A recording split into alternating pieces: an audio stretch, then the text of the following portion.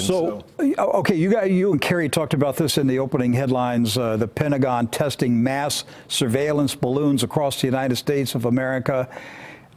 25 unmanned solar-powered balloons launched from South Dakota, drifting 250 miles through an area over Minnesota, Iowa, Wisconsin, Missouri, Illinois, traveling up to 65,000 feet in altitude, provide persistent surveillance system to locate and deter narcotic trafficking and homeland security threats. The balloons are carrying high-tech radars designed to simultaneously track individual vehicles day or night through any kind of weather. Now, Doc, if Barack Obama were in the White House, the conservatives, the patriots, the Christians they'd be hyperventilating right now. They'd be pulling their hair out. Yes. This is a police state. Yes. This is a big brother. Look at what Obama's doing. Well, this is what Trump's doing. That's right. This is what Donald Trump's doing. This is the Trump administration launching 24-hour surveillance from high-altitude balloons. Now, if they had just stopped at deter narcotic trafficking, okay, I get what you're talking about. But then you added the phrase "in homeland security threats." Yes. Okay. So for most people, a homeland security threat, you're thinking of some Muslim bounding across the plain in a stolen vehicle, ready to bomb somebody's church. But that's not necessarily what they mean by a homeland security threat, is it, Rick? No, and by the way, that's the thought that they planted in our minds. That's right. Okay. And what we now know is that that's not really what's been taking place. Because what is a new homeland security threat now, Rick? Well, the next article, the Huffington Post FBI document warns conspiracy theories are new domestic terrorism threat. So if you believe in a, quote, conspiracy theory, you are a threat to the nation. And who defines what is a conspiracy theory? Those guys do. That's right. The establishment. So they list. If you don't believe the official narrative about the assassination of John F. Kennedy, if you say, hey, I believe that there were other shooters, that makes you a conspiracy theorist. Therefore, that makes you a homeland security threat. That's right. If you believe that HAARP in Alaska was used for nefarious activities, then that makes you a conspiracy theorist and a homeland security threat. If you believe that there is a pedophile network operating in America that is involving high-level, rich, famous people, that makes you a conspiracy theorist. Therefore, you are a homeland security threat. If you believe that there's an international bankster system that's controlling the war narrative around the world, that's controlled by the Zionist agenda, that puts you on the radar as well, doesn't it? If you are anti-Zionist, that makes you a homeland security threat. Therefore, you are a suspect to be tracked by high-altitude surveillance balloons operated complements of the Trump administration. They list specifically in the document QAnon. We have a lot of folks out there. You were playing around with QAnon before, right? Pizzagate, that's another one. They list that specifically. If you believe that there's a theory that there's a pedophile ring, including the Clinton associates. If you believe that Seth Rich was murdered because he knew something about the DNC break-in, you're a conspiracy theorist. That's right. So you're a candidate to be tracked by a surveillance balloon. Well, you are a domestic terror threat. That's right. Does that make you a terrorist, Rick? If you're a domestic terror threat? Well, if you're on the list of a potential terrorist, yes. Now, remember the other day when President Trump tweeted, "We need to make Antifa give it a designation as a terrorist group," right? Right. What did we say that very day after that tweet? He said, "This can be used the other way as well." Absolutely. And now they're not talking about Antifa in this. What are they talking about? Topics that we talk about here on True News. the very things we talk about. So the thing that was on the one hand said, yeah, Antifa, they're a terrorist group. Well, now it's pointing the other way. And so you have to ask yourself, are these tools, this is the Trump administration. If this was Barack Obama, like you were saying about the surveillance balloons, people would be, going crazy about this. Why aren't people upset, Rick? Because they've been inoculated. They've been lulled into a false sense of security that everything is fine with Donald Trump in the White House. Right. That Uncle Donald isn't going to allow anything bad to happen to you.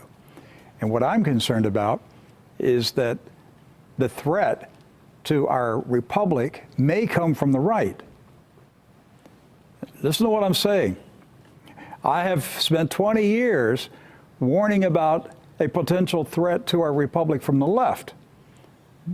But this thing could come from the right. Yes. Michael Moore may be correct that Donald Trump is the last president. I mean, when he said it 2 years ago, most people blew it off and said that's just, left-wing propaganda. But now we're looking at it and we're saying, wait a minute, we could have a fascist takeover of the United States. And we're on very dangerous ground right now. Now, Doc, I don't know if you know this. Today, the scale tipped, and now a majority of the Democrats in the House of Representatives are on record in favor of impeaching Donald Trump. A majority. Okay, in the House of Representatives. And Yes. that almost gives you a majority in the House. And so, No, that does. a total majority? No? Okay, so you have so you have a majority of the Democrats. Right. Okay, a majority of the Democrats are in favor. All right, so so I don't know what that comes out into the votes, of the entire House. Okay, so they need 218 votes to impeach, and so I think they're right now at around 118. Right. All right, so they're still short of the votes needed. But who would have imagined 3 months ago that a majority of the House Democrats would vote for impeachment? I mean, 3 months ago, it just sounded like that was an idea that a handful of really radical anti-Trump Democrats were promoting. But here we are now in August, and a majority of the Democrats are in favor. By January, they may have the 218 votes. So if we go into 2020, Right. and the House of Representatives actually passes articles of impeachment, Think of the impact that would have on the 2020 campaign. I mean, basically it, forces President Trump to campaign on one leg, right? well, it forces him to stand trial. Yes. Now, it's not going to pass the Senate as of yet. Right. As of yet. But, Doc, I'm not sure Donald Trump is going to be the Republican nominee. I think we're sitting on the... Look, I have... And if people haven't gotten it, all right, I'll make it official again, one more time. I have officially withdrawn my support for Donald Trump's reelection. That does not mean I'm rooting and cheering for the Democrats. There's none of them running that I have any desire to see in the White House. I'm simply going back to my original political neutrality of what I had, where I maintained my view for all the years that I've been a newscaster and a minister of the gospel. I never got involved in any of the elections.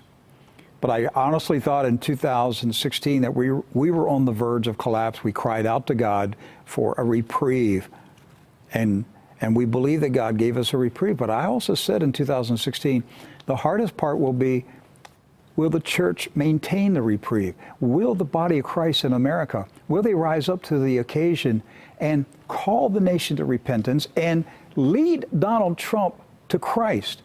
Because I've seen no evidence whatsoever that he is a born-again Christian. His foul-mouthed blasphemy a couple weeks ago was all I needed to know. It's all I needed to hear to know that he's playing the Christians as fools.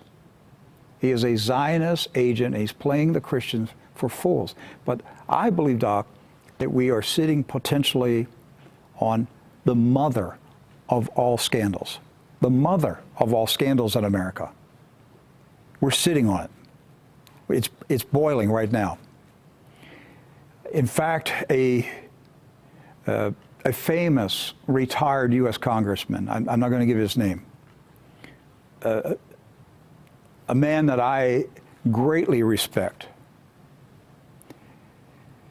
wrote to us a few days ago. He's been watching True News. He's been retired for many years. If I said his name, many of you would go, really? He contacted you? Yeah, Yes, did. he did. And he said, I've been watching True News, and you guys are, he said, you guys are researching and bringing forth the truth of what could be the greatest scandal in the history of America.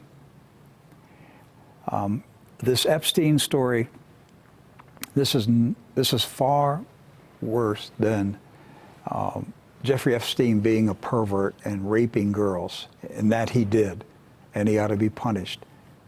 It's far worse than running a Mossad parlor for Israel's Mossad.